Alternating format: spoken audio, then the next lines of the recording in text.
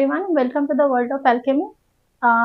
আমরা লাস্ট লেকচারে দেখছিলাম ইলেকট্রোকেমিস্ট্রি লেকচার নাম্বার 2, আজকে লেকচার নাম্বার 3 বলবো, যেখানে আজকে আমি শেখাবো যে গ্যালভানীয় কোষের সংকেত প্রকাশ কি করে করা হয়। যে কোনো গ্যালভানীয় কোষের বিক্রিয়া যদি তোমার মোট বিক্রিয়া যদি দেওয়া থাকে, তাহলে সেক্ষেত্রে কোষটার সংকেত তুমি কি করে লিখবে।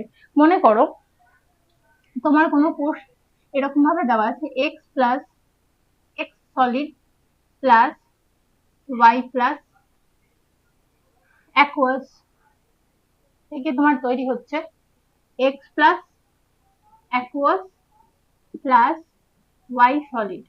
ঠিক আছে, তাহলে নিঃসন্দেহে x জিরো কোনো ধাতু যে তার জারণ সংখ্যা বৃদ্ধি করেছে প্লাজমা, তাহলে এখানে x এর জারণ হয়েছে।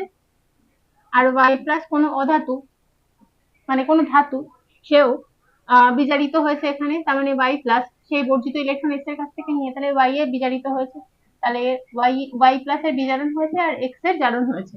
তাহলে সেক্ষেত্রে এখানে জারণ অর্ধক এরকম ভাবে লেখা হয়, বাম দিকে সবসময় জারণ জারণ অর্ধকোষ, তারপরে সল্ট ব্রিজ, এটা হচ্ছে লবণ সেতু বা সল্ট ব্রিজ, আর তারপরে ডান দিকে লেখা হয় বিজারণ অর্ধকোষ, বিজারণ অর্ধকোষ। ঠিক আছে, আচ্ছা, এটা অক্সিডেশন হাফ সেল, মাঝখানে সল্ট ব্রিজ, তারপরে reduction half cell. Oxidation half cell, মাঝখানে সল্ট ব্রিজ আর এর পাশে রিডাকশন হাফ সেল। দেখ এবার এখানে কার জারণ হয়েছে, এক্স এর জারণ হয়েছে, তাহলে আমরা এরকম ভাবে লিখবো x solid phase x plus aqueous, যেহেতু এটা সলিড আর মানে দ্রবণ মানে সলিড আর সলিউশনের মধ্যেকার ফেজ ডিফারেন্স মানে দশার পার্থক্য, তাই এই দাড়িটা আমি দিয়েছি। তারপর এটা জারণ হয়েছে, আচ্ছা, সল্ট ব্রিজ, তারপরে ওয়াই প্লাস অ্যাকুয়াস, আর ওয়াই এর সাথে ফেজ ডিফারেন্স কি হবে, ওয়াই সলিড, দশা পার্থক্য, এখানে লিকুইড এখানে সলিড। আচ্ছা, যদি এক্স প্লাস এর মোলার গাঢ়ত্ব কিছু না কিছু দেওয়া থাকে, মনে করো এম বা মনে করো পি মোলার, কিছু একটা দেওয়া থাকবে, কোনো মানে এক্স প্লাস এর জলীয় দ্রবণের কিছু মোলারিটি দেওয়া থাকবে, আর ওয়াই প্লাস এর জলীয় দ্রবণের কিছু মনে করো কিউ মোলার কিছু একটা দেওয়া থাকলো, তাহলে সেই ভ্যালুগুলো তুমি লিখলে। ঠিক আছে, তাহলে এই যে অর্ধকোষ বাম দিকে আছে, এটা হচ্ছে জারণ অর্ধকোষ, যাকে আমরা অ্যানোড বলি। ঠিক আছে, এখানে অ্যানোড হবে। আর ডান দিকে যে আছে সেটা হচ্ছে বিজারণ অর্ধকোষ, যাকে আমরা ক্যাথোড বলি। তাহলে নেক্সট কিছু এক্সাম্পল দিয়ে আমি এই ব্যাপারটাকে আরো ক্লিয়ার করার চেষ্টা করছি। এটা সাধারণ সংকেত লেখার পদ্ধতি। নেক্সট কিছু রাসায়নিক বিক্রিয়া দিয়ে আমরা সংকেত, আবার কিছু রাসায়নিক বিক্রিয়ার সাথে কি করে সংকেত লিখবো সেটা দেখিয়ে দিচ্ছি। কয়েকটা উদাহরণ আমি নিয়ে আসছি।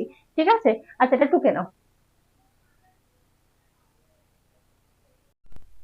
দেখো এই উদাহরণটার ক্ষেত্রে কি হবে, জিঙ্কের এখানে জারণ হয়েছে, নো ডাউট জিঙ্ক জিরো জারণ স্তর থেকে অক্সিডেশন স্টেট থেকে জিঙ্ক 2+ এ জারিত হয়েছে, তাহলে জিঙ্কের এখানে জারণ হয়েছে, তাহলে এই বিক্রিয়াটা অ্যানোডে ঘটবে। আর কপার 2+ থেকে কপারের বিজারণ হয়েছে, কপার জিরো অক্সিডেশন স্টেটে জাম্প করেছে, তাহলে এখানে কপারের বিজারণ ঘটবে, কপার 2+ এ বিজারণ ঘটবে এবং জিঙ্কের জারণ ঘটবে। তাহলে অ্যানোডে বিক্রিয়া লেখা যাক। অ্যানোডে বিক্রিয়া কি হবে, অ্যানোডে বিক্রিয়া হবে জিঙ্ক দুটো ইলেকট্রন বর্জন করে জিঙ্ক 2+ আয়নে জারিত হয়েছে, তাহলে জিঙ্ক 2+ আয়নের এখানে গাঢ়ত্ব 1 মোলার। আচ্ছা, ক্যাথোডে বিক্রিয়া মানে বিজারণ বিক্রিয়া কি হবে, কপার 2+ অ্যাকুয়াস মিডিয়ামে মানে জলীয় দ্রবণে, যার মোলার গাঢ়ত্ব 1 মোলার, ওই বর্জিত দুটো ইলেকট্রন জিঙ্কের কাছ থেকে নিয়ে বিজারিত হয়েছে কপার সলিডে। ঠিক আছে, তাহলে এই হচ্ছে আমার কোষ বিক্রিয়া, দুটো অর্ধকোষ বিক্রিয়া। এবার মোট কোষ বিক্রিয়া যদি লিখতে হয়, মোট কোষ বিক্রিয়া তাহলে কি হবে, zinc solid plus copper 2+ aqueous, যার মোলার গাঢ়ত্ব 1 মোলার, +2 ইলেকট্রন, +2 ইলেকট্রন, অ্যারো দিয়ে জিঙ্ক 2+, অ্যাকুয়াস যার মোলার গাঢ়ত্ব 1 মোলার, +2 ইলেকট্রন, প্লাস হচ্ছে আমার এখানে কপার সলিড, প্লাস হচ্ছে কপার সলিড। তাহলে 2 ইলেকট্রন 2 ইলেকট্রন ক্যান্সেল হলো, আর এইটা হচ্ছে আমার পুরো সম্পূর্ণ কোষ বিক্রিয়া যেটা আমি এখানে লিখেছি। এবার এই কোষ বিক্রিয়াটার থেকে এই কোষ কি করে তাহলে লেখা হয় বোঝা গেল তো? তাহলে মোট কোষ বিক্রিয়াটা আমি লিখলাম, মোট কোষ বিক্রিয়া থেকে কি করে আমি গ্যালভানীয় কোষের সংকেত লিখবো দেখো। তাহলে বোঝা গেল যে জারিত কে হয়েছে বিজারিত কে হয়েছে, তার মানে নিশ্চয়ই এখানে গ্যালভানীয় কোষের যে সংকেত হবে সেদিকে বাম দিকে কে থাকবে, জিঙ্ক থাকবে। তাহলে জিঙ্ক, গ্যালভানীয় কোষের সংকেত কি হবে, জিঙ্ক সলিড। মানে দশার পার্থক্যের জন্য একটা দাগ দেবো। আচ্ছা, জিঙ্ক প্লাস, জিঙ্ক 2+, জলীয় দ্রবণ যার গাঢ়ত্ব 1 মোলার, সল্ট ব্রিজ লবণ সেতু, ওপাশে কাকে দেবো, কপার। তাহলে কপার 2+, জলীয় দ্রবণে আছে যার গাঢ়ত্ব 1 মোলার সেম, আর দশা পার্থক্যের জন্য কপার, এরকম দাগ দেবো, দিয়ে কপার সলিড। তাহলে এইটা হচ্ছে আমার অ্যানোডে সংঘটিত জারণ অর্ধবিক্রিয়া, আর এটা হচ্ছে আমার ক্যাথোডে সংঘটিত বিজারণ অর্ধবিক্রিয়া। তাহলে এই উদাহরণের জন্য এইটা হচ্ছে আমার গ্যালভানীয় কোষের সংকেত। দেখো, তাহলে এই উদাহরণের জন্য এইটা হচ্ছে আমার গ্যালভানীয় কোষের সংকেত। এবার আমি নেক্সট একটা উদাহরণ দিয়ে বোঝাই যে আর একটা গ্যালভানীয় কোষে যদি মোট কোষ বিক্রিয়া দেওয়া থাকে তাহলে নেক্সট গ্যালভানীয় কোষের সংকেত আমি কিভাবে লিখতে পারি, ঠিক আছে? দেখো, নেক্সট এক্সাম্পলের জন্য আমি কোষ গ্যালভানীয় কোষের সংকেত কি করে লিখবো। দেখো, এখানে কপার 2+ জারিত হয়েছে, তাহলে কপারের এখানে জারণ হয়েছে, তাহলে এই নিশ্চয়ই অ্যানোডে থাকবে।